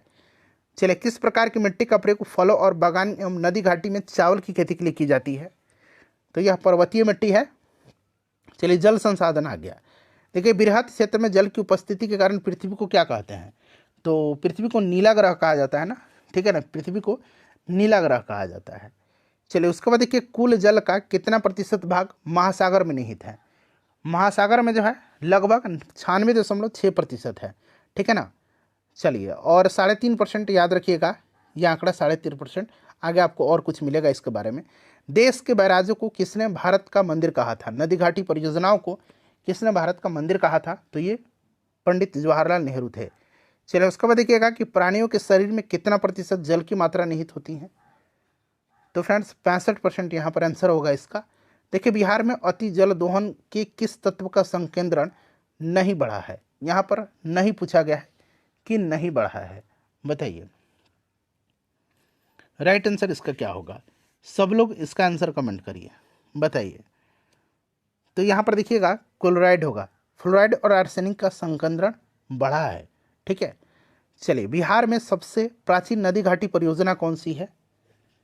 तो यह सोन नदी घाटी परियोजना है। ठीक है, चलिए देखिए, इंदिरा गांधी नहर परियोजना किस राज्य में है? इंदिरा गांधी नहर परियोजना जो है यह राजस्थान में है। देखिए, भूमिगत जल का कितना प्रतिशत भाग वर्षा जल का संचयन करता है? तो फ्रेंड्स ये लगभग 22%, इसको याद रखिएगा। राष्ट्रीय जल नीति को कब स्वीकृति मिली? राष्ट्रीय जल नीति को कब स्वीकृति मिली? तो राष्ट्रीय जल नीति को स्वीकृति मिली थी सितंबर 1987 में। ठीक है, चलिए भारत में कुल विद्युत का कितना भाग जल से प्राप्त होता है? बताइए। तो यहाँ पर तो इसका आंसर 22% दिया हुआ है, लेकिन लगभग 11-12% आज के समय में मेरे ख्याल से होना चाहिए। इसका आंसर एक बार आप लोग मुझे बताइएगा। चलिए उसके बाद देखिए, सरदार सरोवर बांध किस नदी पर है? सरदार सरोवर बांध जो है ये नर्मदा नदी पर है। किस नदी की जल भंडारण क्षमता सबसे अधिक है? बताइए, सबसे ज़्यादा जो है किस नदी का जल भंडारण क्षमता है? बताइए करेक्ट आंसर इसका क्या होगा? तो फ्रेंड्स इसमें से ताप्ती नदी का है। ठीक है, चलिए भारत का सबसे ऊंचा गुरुत्वाकर्षण बांध कौन सा है? तो फ्रेंड्स ये भाखड़ा नांगल है ना, भाखड़ा नांगल सतलज पर है। चलिए विश्व का कितना प्रतिशत जल स्वच्छ है? महासागरीय 96.6% लगभग, और यहाँ पर स्वच्छ पूछ रहा है तो 3.5% के अप्रोक्स में। ठीक है, चलिए उसके बाद देखिए, पृथ्वी की सतह का कितना भाग जल से ढका हुआ है? पृथ्वी की सतह का 3/4 भाग है। चलिए उसके बाद देखिए, पूरे विश्व के कुल जल आयतन का कितना प्रतिशत मृदु जल है? कठोर जल और मृदु जल आपने पढ़ा होगा, तो अभी मैंने आपको बताया है। चलिए भूमिगत स्वच्छ जल के रूप में कितना उपलब्ध है? बताइए। तो फ्रेंड्स ये आपका लगभग 25% यहाँ पर। ठीक है, चलिए उत्तर बिहार में कब नेपाल स्थित बैराज परियोजना द्वारा छोड़े गए जल से बाढ़ विभीषिका का मंजर देखने को मिला था? तो ये 2007 में। ठीक है, चलिए उसके बाद देखिएगा कि जल के अतिदोहन से किस में वृद्धि हुई है? तो जल के अतिदोहन से आर्सेनिक और फ्लोराइड दोनों में वृद्धि हुई है। चलिए उसके बाद नेक्स्ट क्वेश्चन कर लेंगे हम लोग कि किस पूर्व राष्ट्रपति द्वारा जल मिशन देकर भूमि जल पूर्ति पर बल दिया गया? जल मिशन, तो ये आपके अब्दुल कलाम जी थे। देखिए सलाल प्रोजेक्ट का संबंध किस नदी से है? सलाल प्रोजेक्ट का संबंध, तो सलाल जो है ये चिनाब नदी पर है। चलिए वर्षा जल संग्रहण के तरीके खादिन और जोहड़, ये बड़ा इंपॉर्टेंट है। खादिन और जोहड़ किस राज्य में प्रचलित है? तो खादिन और जोहड़ ये वर्षा जल संग्रहण के तरीके हैं, ये राजस्थान में प्रचलित हैं। चलिए फ्रेंड्स अगला चैप्टर आ गया वन एवं वन्य प्राणी संसाधन। देखिए भारत में 2021 में कितने प्रतिशत भौगोलिक क्षेत्र में वन का विस्तार है? तो ये आपका 24.62% में है 2021 का जो फॉरेस्ट रिपोर्ट है। और बिहार में कितना है? 7.84% है, इसको आगे मिलेगा।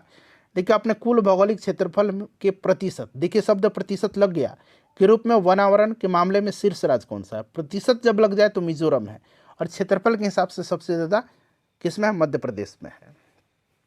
देखिए बिहार में कितने प्रतिशत भौगोलिक क्षेत्र का फैलाव है वन का? तो देखिए बिहार का क्षेत्रफल 94,163 वर्ग किलोमीटर है। ठीक है ना, 94,163 वर्ग किलोमीटर। और फ्रेंड्स इसके 7.84% पर वनावरण है, याद रखिएगा, ये एडजेक्ट याद रखिएगा।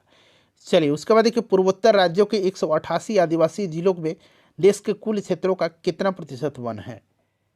बताइए। इस तरह का प्रश्न उतना इंपॉर्टेंट नहीं होता है, ठीक है ना। चलिए उसके बाद देखिए, किस राज्य में वन का सबसे अधिक विस्तार है? तो अब इसलिए मध्य प्रदेश में। प्रतिशत पूछेगा तो मिजोरम में।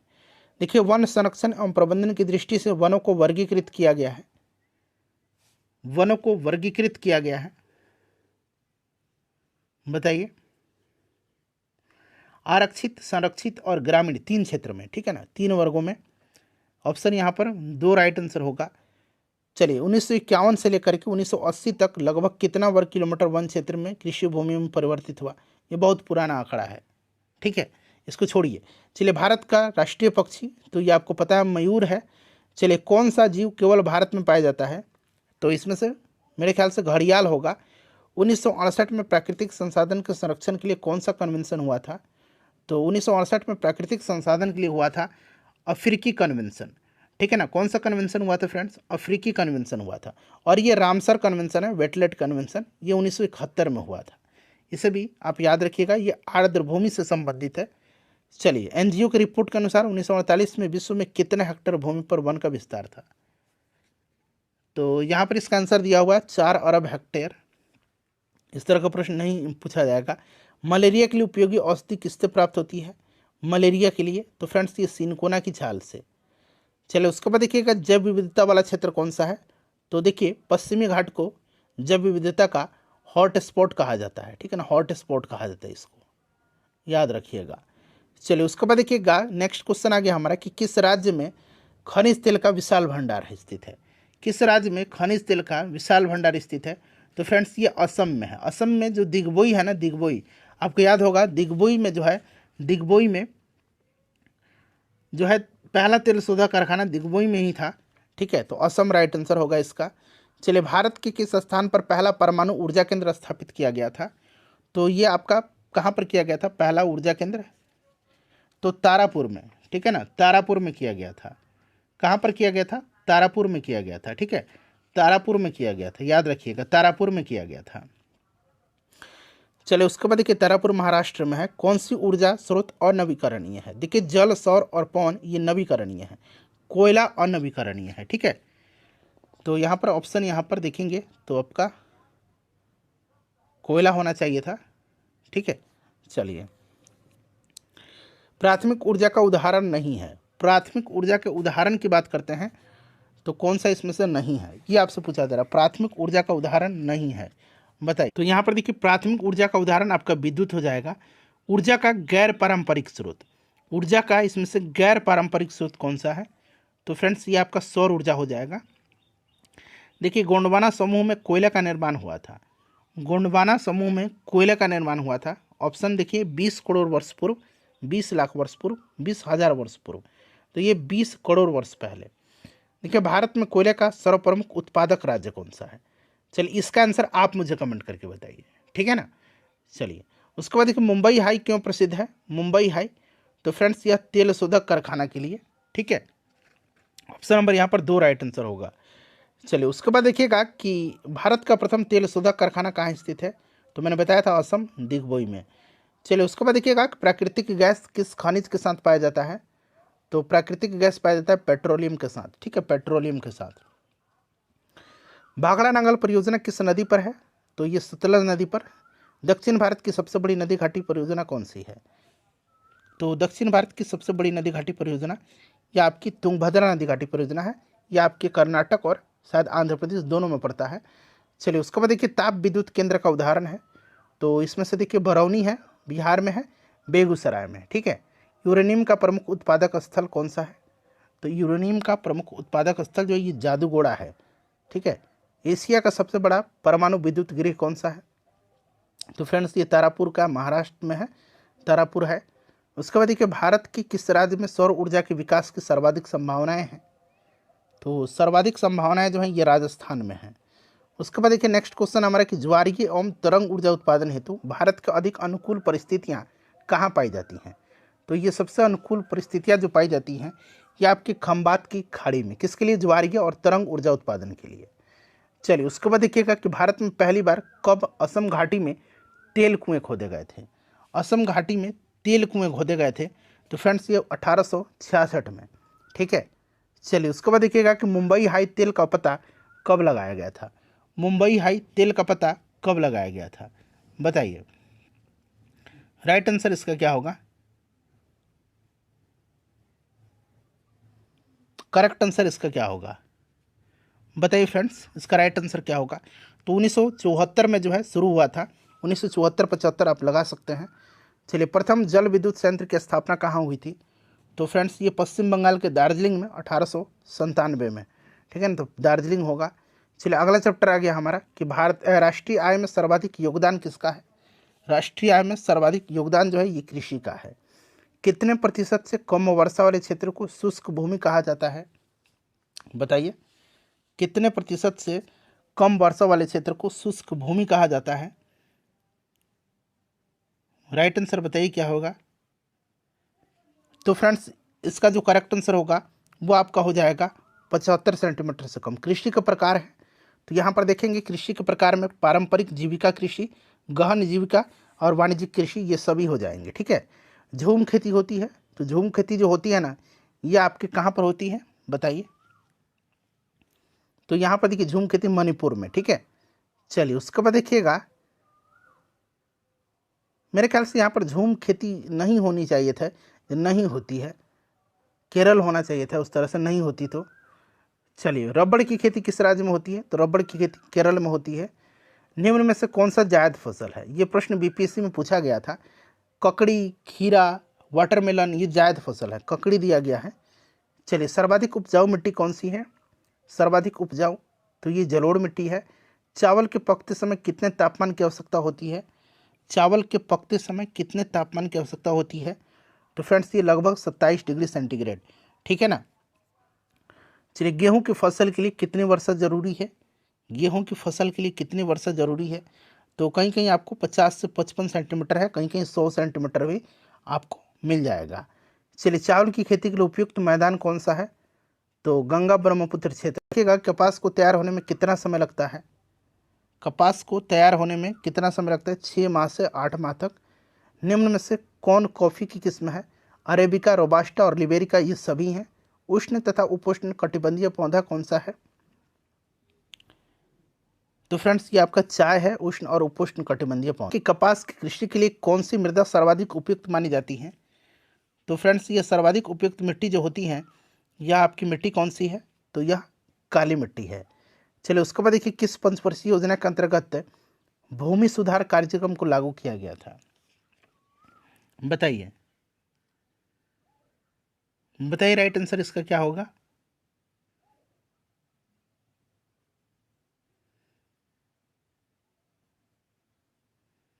करेक्ट आंसर इसका क्या होगा फ्रेंड्स, तो ये प्रथम पंचवर्षीय योजना। ठीक है, 1950 के दशक में विनोबा भावे ने भूदान आंदोलन की शुरुआत किस राज्य में किया था, भूदान और ग्रामोदान इन्होंने किया था आंध्र प्रदेश में।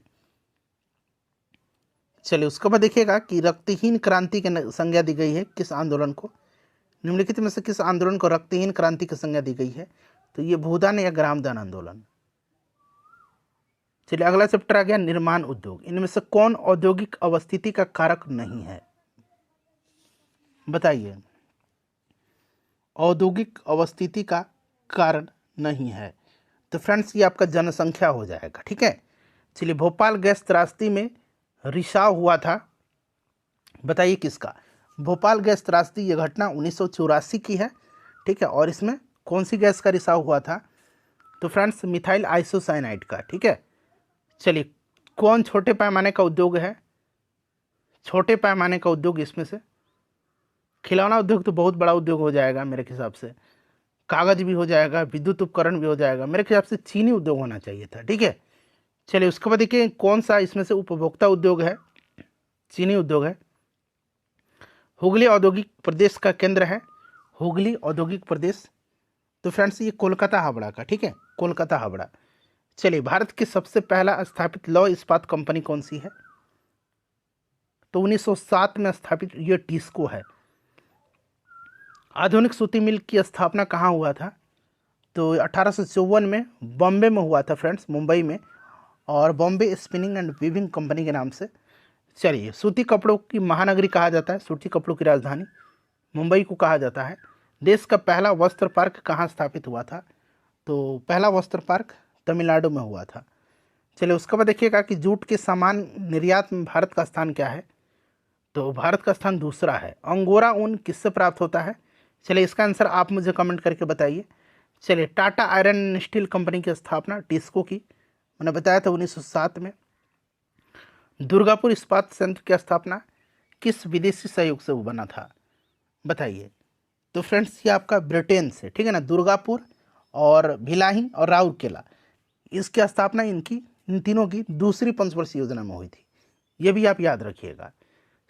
सफल सूती वस्त्र मिल मुंबई में किसने लगाई थी, तो कावस नाना भाई डाबर ने। ठीक है ना, ये प्रश्न इंपॉर्टेंट है। चलिए उसके बाद देखिएगा कि बिहार में आ गया आप कृषि एवं वन संसाधन, बिहार में गन्ना का उत्पादक जिला नहीं है। देखिए ये प्रश्न पूछा गया था कि बिहार में गन्ना का यानी कि चीनी का सबसे बड़ा उत्पादक जिला कौन सा है? तो पश्चिम चंपारण है। और इसमें से देखिए नहीं पूछा गया तो रोहतास में चूंकि चावल और गेहूं का सबसे ज़्यादा उत्पादन होता है। ठीक है। तंबाकू उत्पादक क्षेत्र है, तंबाकू उत्पादक क्षेत्र है, बताइए। तो फ्रेंड्स ये आपका हो जाएगा गंगा का दियारा। कोसी नदी घाटी परियोजना का आरंभ कब हुआ था? 1954 में। ठीक है। गंडक परियोजना का निर्माण किस स्थान पर हुआ है? तो आपका वाल्मीकि नगर में। चलिए, त्रिवेणी नहर जो है गंडक नदी पर ही है शायद। नहरों द्वारा सर्वाधिक सिंचाई किस जिले में होती है? इंपॉर्टेंट क्वेश्चन है, रोहतास में। कुशेश्वर स्थान किस जिले में स्थित है? कुशेश्वर स्थान पक्षी विहार भी है और कुशेश्वर स्थान झील भी है। ठीक है, झील भी है और पक्षी विहार भी है। ये आपके दरभंगा में है। ठीक है। चलिए, उसके बाद देखिए कांवर झील कहाँ पर है? तो ये बेगूसराय में है। संजय गांधी जैविक उद्यान जो है ये आपका पटना जू का नाम है। ठीक है ना, तो ये पटना में है, याद रखिएगा। चलिए, बिहार के कितना प्रतिशत आबादी कृषि पर निर्भर है? तो लगभग 80% मान के चलिए। गंडक परियोजना एवं संयुक्त परियोजना है किसकी? गंडक परियोजना एक संयुक्त परियोजना बनाई है, तो यह भारत नेपाल की है। ठीक है। चलिए, उसके बाद देखिएगा कि पायराइट खनिज है। पायराइट किस प्रकार का खनिज है? पायराइट जो है ये अधात्विक है ना, यह अधात्विक है, अधात्विक है। कहलगांव तापीय विद्युत परियोजना किस राज्य में है? कहलगांव कहाँ पर है? तो भागलपुर में है। कहलगांव भागलपुर में है। कांटी कहाँ पर है? कांटी आपका मुजफ्फरपुर में है। नबीनगर तापीय विद्युत परियोजना औरंगाबाद में है। इन तीनों को याद रखिएगा। बरौनी बेगूसराय में है। ठीक है। चलिए, उसके बाद नेक्स्ट क्वेश्चन है हमारा कि कांटी कहाँ पर है? कांटी ताप विद्युत परियोजना तो मैंने बताया था मुजफ्फरपुर में है। देखिए, बिहार में बीएचपीसी द्वारा बृहद परियोजनाओं की संख्या कितनी है? 10 है। बिहार में कार्यरत जल विद्युत परियोजनाओं की कुल जल उत्पादन क्षमता कितनी है? बताइए। तो 44.20 मेगावाट मान के चलिए। चलिए, किस धातु खनिज को ब्लैक लेड या यहाँ पर देखिए प्लंगबैंगो के नाम से भी जाना जाता है? तो फ्रेंड्स ये ग्रेफाइट को जाना जाता है। चलिए, बिहार के प्रमुख तापीय विद्युत केंद्र कौन सा है? तो कहलगांव, बरौनी, कांटी, उपरोक्त सभी। नबीनगर तापीय विद्युत परियोजना कहाँ पर है? तो यह औरंगाबाद में है। ठीक है। चलिए फ्रेंड्स, औरंगाबाद में है। नेक्स्ट क्वेश्चन हमारा है कि Kahalgaon super thermal power plant की स्थापना कब हुई थी? तो फ्रेंड्स 1985 में। उसके बाद देखिए गैर परंपरागत ऊर्जा के स्रोत का उदाहरण कौन सा है? गैर परंपरागत ऊर्जा के स्रोत, इनमें से सभी हैं गैर परंपरागत ऊर्जा के स्रोत। राजेंद्र सेतु का निर्माण कब किया गया था? राजेंद्र सेतु का निर्माण किया गया था 1959 में। ठीक है। चलिए, राजेंद्र सेतु का निर्माण हुआ था। चलिए, उसके बाद नेक्स्ट क्वेश्चन करेंगे।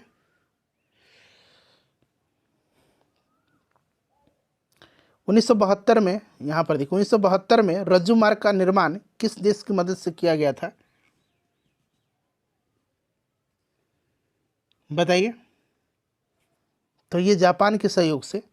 अगला प्रश्न हमारा कि परंपरागत ऊर्जा के उदाहरण है। परंपरागत ऊर्जा के उदाहरण है। तो देखिए फ्रेंड्स, इसमें से आपका सभी हो जाएंगे। ठीक है। परंपरागत ऊर्जा के उदाहरण। चलिए, पूर्व मध्य रेल का मुख्यालय कहाँ पर है? हाजीपुर में है। पटना हवाई अड्डे का नाम क्या है? जयप्रकाश नारायण हवाई अड्डा है। ठीक है। चलिए, उसके बाद अब हम लोग नेक्स्ट क्वेश्चन कर लेंगे। देखिए, अगला चैप्टर आ गया जनसंख्या एवं नगरीकरण। 2011 में बिहार की कुल जनसंख्या कितनी थी? तो 10,40,40,99,452। ये एग्जैक्ट याद रखिएगा। तो 10 करोड़ से अधिक थी। चलिए, 1991 से 2000, अब देखिए इतना दूर मत जाइए। 2001 से 2011 के दौरान बिहार की जनसंख्या वृद्धि दर अब याद रखिए कितनी है? 2001 से 2011 के बीच, 2001 से 2011 के बीच में तो ये 25.4% है, याद रखिएगा। ठीक है। चलिए, सबसे अधिक आबादी वाला जिला बिहार का तो पटना है। सबसे कम पूछेगा तो शेखपुरा है। ये सब 2011 की जनगणना के अनुसार मैं आपको बता रहा हूँ। अविभाजित बिहार में एकमात्र नियोजित नगर कौन था जब झारखंड अलग नहीं हुआ था? तब टाटानगर। चलिए, उसके बाद देखिए 2011 की जनगणना के अनुसार बिहार का नगरीय आबादी कितना है? बिहार का नगरीय आबादी पूछा गया है। तो नगरीय आबादी की बात करें तो 11.3% है, तो यहाँ पर देखिए 11.29 दिया गया है। और अगर ग्रामीण आबादी पूछता तो 88.7%। ठीक है। 2011 की जनगणना के अनुसार बिहार में प्रति वर्ग किलोमीटर जनघनत्व कितना है? तो 1106 होना चाहिए। और सबसे ज़्यादा जनघनत्व कहाँ है? शिवहर का है। ठीक है।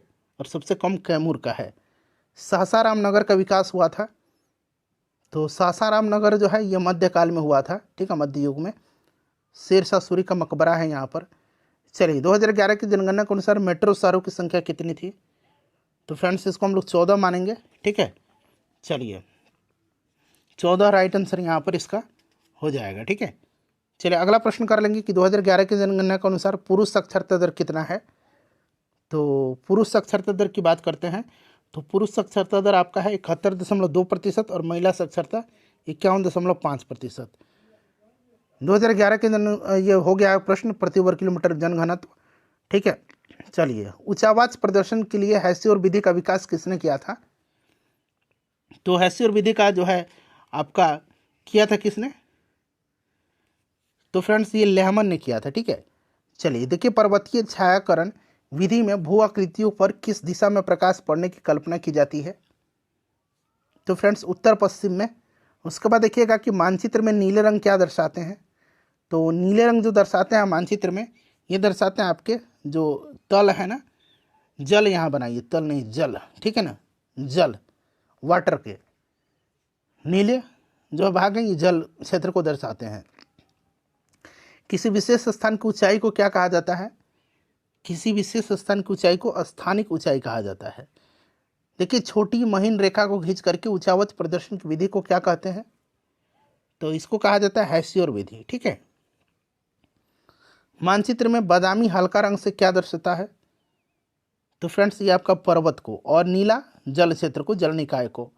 वह आकृति चिन्ह जो वृत्ताकार होता है तथा बाहर से अंदर की ओर वृत्तों का आकार छोटा होता जाता है, क्या कहलाता है? इसको पर्वत कहा जाता है। वह धरातल आकृति जिसका आधार और शिखर दोनों चौड़ा और विस्तृत हो, क्या कहलाता है? तो फ्रेंड्स ये पठार कहलाता है।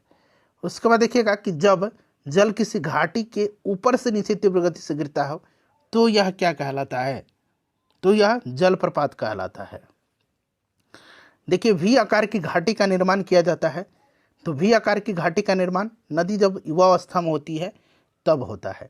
पूरा मैंने एनसीईआरटी और एससीईआरटी क्लास 9th और क्लास 10th का ज्योग्राफी मैंने कवर करा दिया बीपीएससी टीआरई 3.0 री एग्जाम 2024 के लिए।